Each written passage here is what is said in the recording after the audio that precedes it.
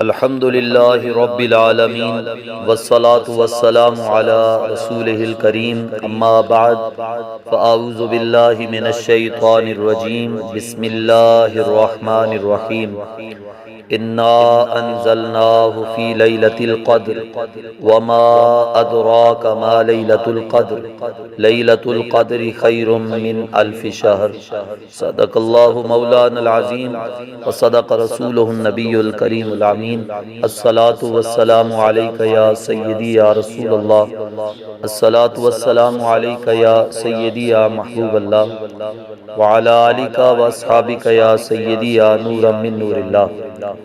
معزز و محترم سامعین کرام، آج کا ہمارا موضوع وہ فضیلت لیلۃ القدر ہے۔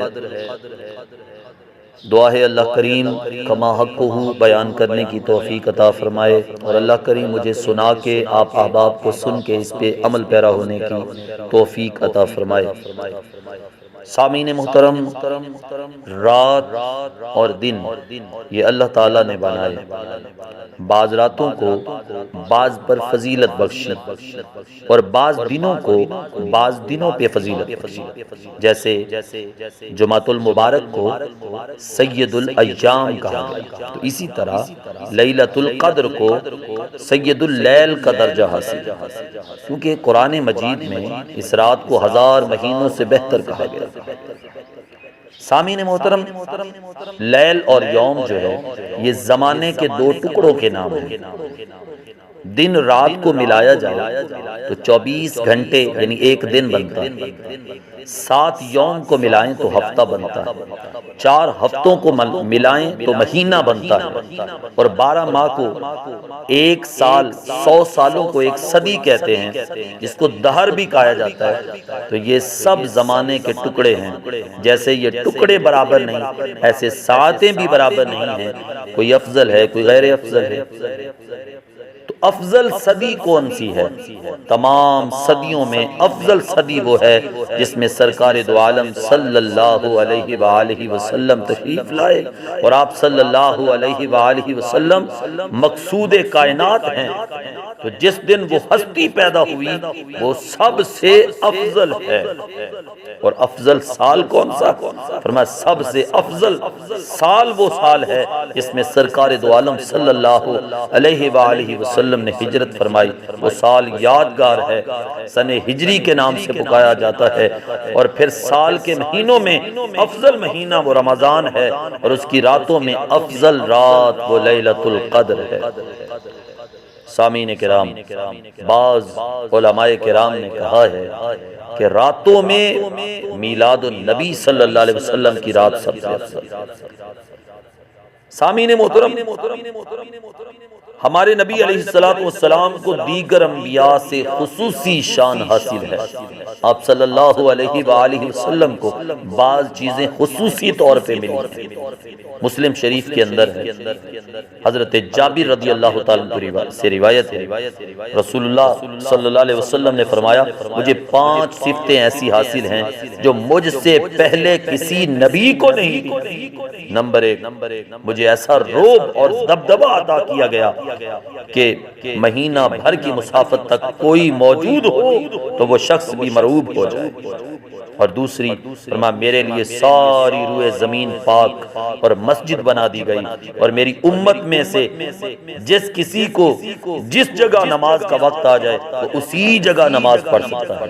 اور تیسری خصوصیت حضور فرماتے ہیں جو مجھے عطا کی گئی، فرمایا مجھ سے پہلے کسی نبی کے لیے مال غنیمت حلال نہیں کیا گیا، میری امت کے لیے حلال کر دیا گیا۔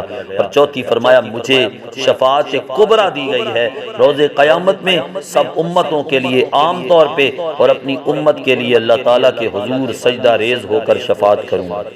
اور 5ویں حضور فرماتے ہیں جو مجھے خصوصی جو خصلت عطا فرمائی گئی، جو خصوصیت اللہ تعالیٰ نے مجھے نوازا، جس سے فرمایا ہر نبی صرف اپنی قوم کی طرف بھیجا گیا، اور فرمایا مجھے میرے رب نے کافۃ للناس بنا کے بھیجا ہے۔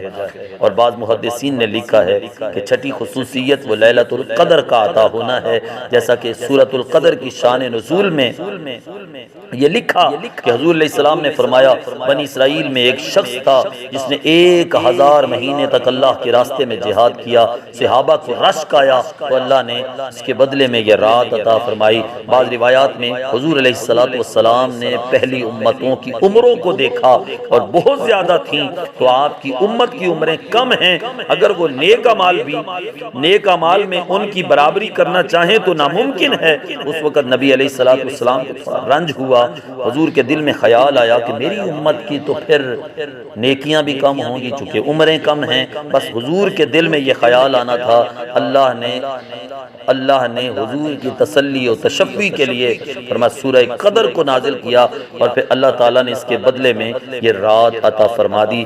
تو گرامی قدر حضرات، لیلۃ القدر کیا ہے؟ لیلہ کے معنی رات کے ہیں اور قدر کے معنی عظمت و شرف کے ہیں، تو اس رات کو شرف حاصل ہوا کیونکہ اس رات میں نزول قرآن مجید ہوا ہے۔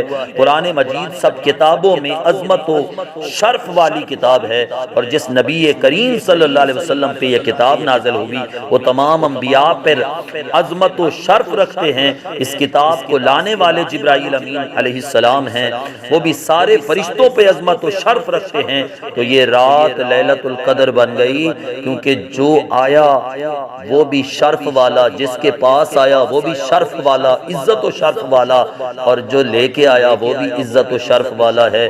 تو گرامی قدر حضرات، حضرت ابو بکر وراق رحمت اللہ علیہ فرماتے ہیں اس رات کو لیلۃ القدر اس وجہ سے کہتے ہیں کہ جس آدمی کی اس سے قبل اپنی بے عملی کی وجہ سے قدر و منزلت نہ تھی تو اس کو توبہ و استغفار اور عبادت کے ذریعے صاحب قدر و شرف بنا دیا گیا۔ اللہ اکبر۔ اور قدر کے معنی تقدیر و حکم کے بھی آتے ہیں، اس اعتبار سے لیلۃ القدر کو قدر کہنے کی وجہ یہ ہوگی کہ اس رات تمام مخلوقات کے لیے جو تقدیر ازلی میں لکھا ہے اس کا جو حصہ اس سال ماہ رمضان سے اگلے رمضان تک پیش آنے والا ہے وہ ان فرشتوں کے حوالے کر دیا جاتا ہے جو کائنات کی تدبیر و تنفیذ کے حکم امور کے لیے جو معمور کر دیے گئے ہیں۔ اس میں ہر انسان کی عمر اور موت اور رزق یہ فرشتوں کو لکھوا دیا جاتا ہے، یہاں تک کہ اس سال میں جس شخص کو حج نصیب ہوگا وہ بھی لکھ دیا جاتا ہے۔ اور جن فرشتوں کو یہ امور سپرد کیے جاتے ہیں بقول حضرت عبداللہ ابن عباس وہ 4 فرشتے ہیں، 1 حضرت جبرائیل علیہ السلام، 2 حضرت میکائیل علیہ السلام، 3 حضرت اسرائیل علیہ السلام، 4 حضرت اسرافیل علیہ السلام۔ معارف القرآن کے اندر یہ بات موجود ہے۔ ایک سوال ہے، بعض روایات میں یہ فیصلے لیلۃ النصف من شعبان یعنی شب برات میں ہوتے ہیں، تو اس کا جواب یہ ہے کہ ان دونوں روایتوں میں تطبیق ہے کہ ابتدائی فیصلے اجمالی طور پہ شب برات میں ہو جاتے ہیں، پھر اس کی تفصیلات لیلۃ القدر میں لکھی جاتی ہے، مقررہ فرشتوں کے سپرد کر دیے جاتے ہیں۔ اور قدر کا ایک اور معنی بھی ہے، قدر کا تیسرا معنی تنگ ہو جانا، بمقابلہ فراخی ہو جانا، جیسے ارشاد باری تعالیٰ ہے اللہ یبسط الرزق لمن یشاء من عبادہ ویقدر لہ، یعنی اللہ تعالی بندوں میں سے جس کا چاہے رزق فراخ کر دیتا ہے اور جس کا چاہے رزق تنگ کر دیتا ہے۔ تو اس معنی کی بنا پہ لیلۃ القدر میں آسمان سے اتنے فرشتے اترتے ہیں کہ زمین پر جگہ تنگ ہو جاتی ہے، پاؤں رکھنے کی جگہ بھی نہیں ملتی ہے۔ تنزل الملائکۃ والروح، فرشتے بھی نازل ہوتے ہیں، روح الامین بھی تشریف لاتے ہیں۔ تو احادیث میں بھی اس رات کی فضیلت کو واضح کیا گیا ہے۔ حضرت انس سے روایت ہے رسول کریم علیہ السلام نے فرمایا شب قدر میں جبرائیل ملائکہ کی جماعت لے کے اترتے ہیں اور ہر اس شخص کے لیے دعائے مغفرت کرتے ہیں جو عبادت کر رہا ہوتا ہے۔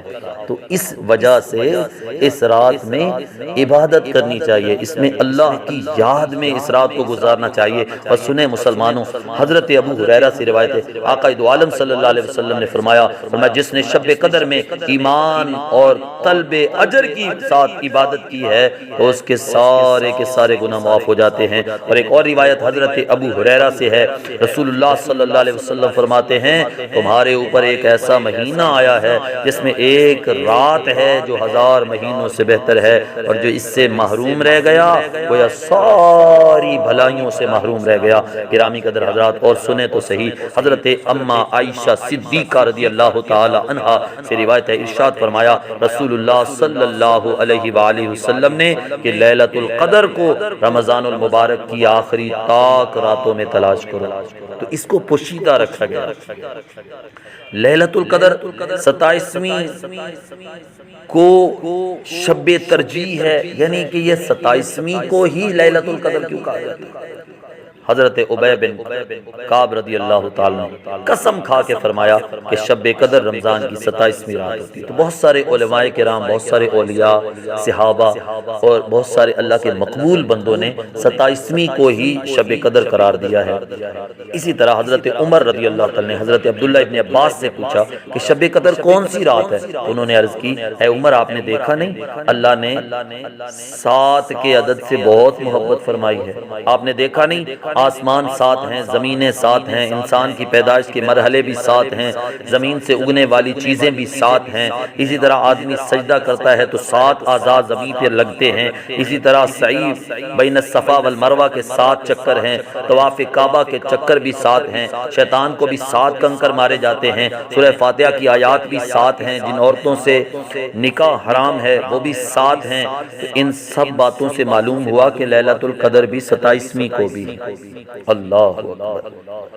حضرت عبادہ بن صامت رضی اللہ تعالیٰ سے روایت فرمایا جیسے ہر چیز کی کچھ علامات ہوتی ہیں، شب قدر کی بھی علامات ہیں۔ پہلی علامت یہ رات چمکدار اور صاف ہوتی ہے، نہ زیادہ گرم ہوتی ہے نہ زیادہ ٹھنڈی ہوتی ہے، بلکہ بھینی معتدل ہوتی ہے۔